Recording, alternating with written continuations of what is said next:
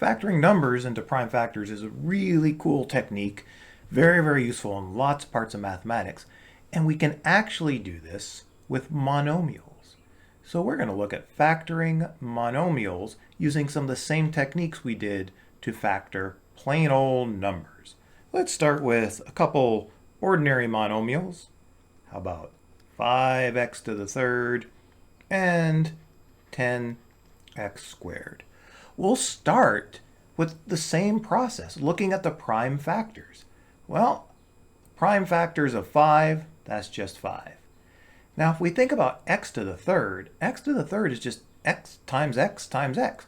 So we're just going to write it out as x times x times x.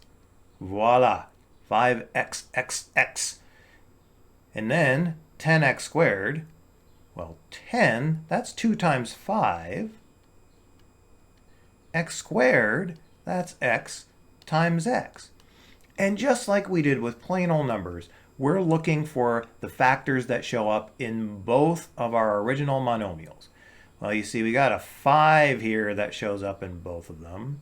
We have an x that shows up in both of them. We have another x that shows up in both of them.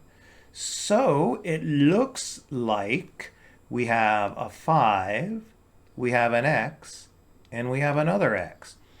This 2 in 10x squared and this other x in 5x to the third, we don't see a matching partner in the other monomial. So those are not common factors. Now we take our 5 times x, simply squish it together with multiplication, and we have 5x squared. That is the greatest common factor of 5x to the third and 10x squared. All right, let's try another one. This is pretty fun. Let's do 3a squared and 14b to the third. Once again, we're just going to break this down into its small pieces. 3a squared. The number 3 factors to 3. That's it. And we take a squared, that's a times a. 3a squared is 3 times a times a. 14b to the third. 14 is pretty easy to find the prime factors. It's just 2 times 7. b to the third, we just write that out with repeated multiplication. b times b times b. Now we look for the common factors in both monomials. Well, I don't see a 3 in this one, and they don't seem to both have an a. They don't both have a 2. They don't both have a 7. They don't both have a b. So it turns out there are no common factors other than 1.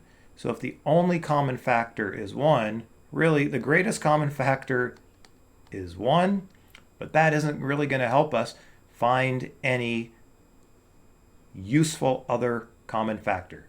So these numbers, these monomials, they're actually relatively prime, where the greatest common factor is just 1.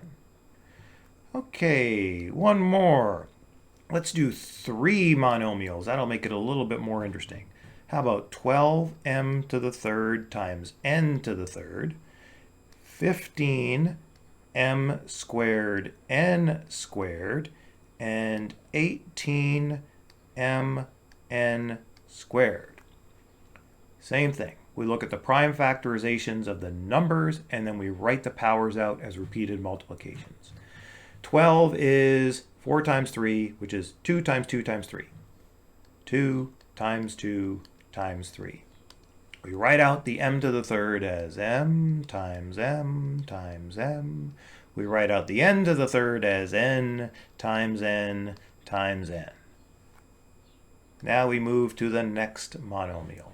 15, that's 3 times 5.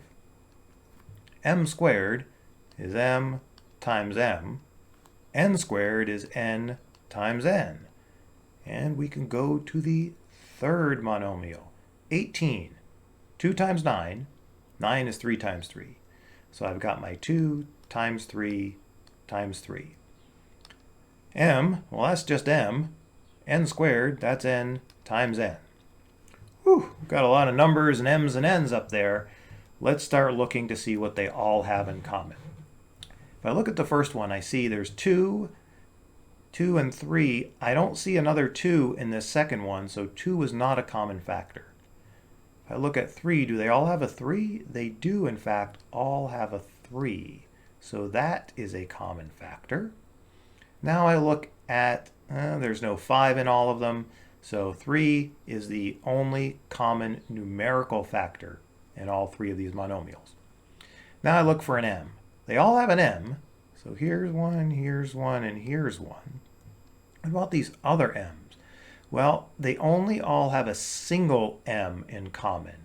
This 18mn squared, there's only a single m, so I need to make sure it shows up in all three of these. So these other m's don't have matches in all three of them. I go on to the n's and I see I have an n in all three, and I have another n in all three. So now I write out these prime factors. The greatest common factor is when I have all of my prime factors written out as multiplication. Then I multiply them together. 3 times m times n, which is n squared. We can look at this a little bit more deeply. You can kind of do this quicker. You'll get to the point where you probably won't have to write out all of this prime factorization. It's a very handy tool, and when the numbers are bigger, it's pretty useful. But if we consider 12, 15, and 18, you might think, well, the only number I can divide into those is 3. So I know it's the 3. Let's look at the m to the third, m squared, and the m by itself. What is the biggest number of m's in all three of those? The biggest number of m's is m. Then I look at the powers with n. What's the biggest number of n's in all of them? The biggest number of n's in all of them is n squared. So it's just n squared, 3mn squared. That is the greatest common factor of these three monomials.